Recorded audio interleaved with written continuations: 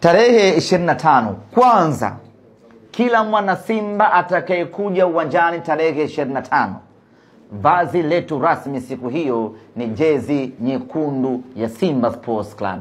Haijalishi ni ya kimataifa ama ni ya ligi, tunachoangalia ni rangi ya jezi. Naomba, nasisitiza, nakumbusha, zote ni rangi zetu.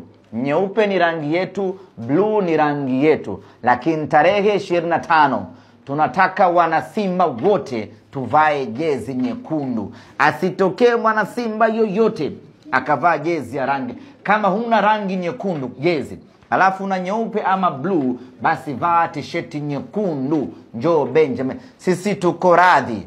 Usivae jezi ya Simba lakini ukavaa nguo yoyote ambayo ni nyekundu. Mfano mimi binafsi nimepanga kuvaa suti siku hiyo, ili nikiwa na valisho medali pale niwe ndani suti nifanane na Mosepe. Lakini kwa kuwa sare yetu ni nyekundu, na kwenda kushona suti nyekundu ili nifanane na wanasimba, na sio maroon, ni nyekundu kabisa ile ya Simba Sports Club. Na kwenda kushona siku hiyo, na vaa suti nyekundu, tai nyekundu na viatu vyekundu kabisa, kwa ajili ya kuungana na wanasimba wenzangu, ili siku hiyo watu wote tuwe na rangi ya kufanana.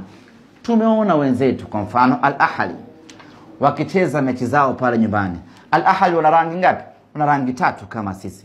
Wana nyeupe, wana nyekundu na wana nyeusi. Lakini wakicheza mechi wanaoitaka, watu wote wanavaa rangi hii, wanavaa rangi moja tu ambayo ni nyekundu.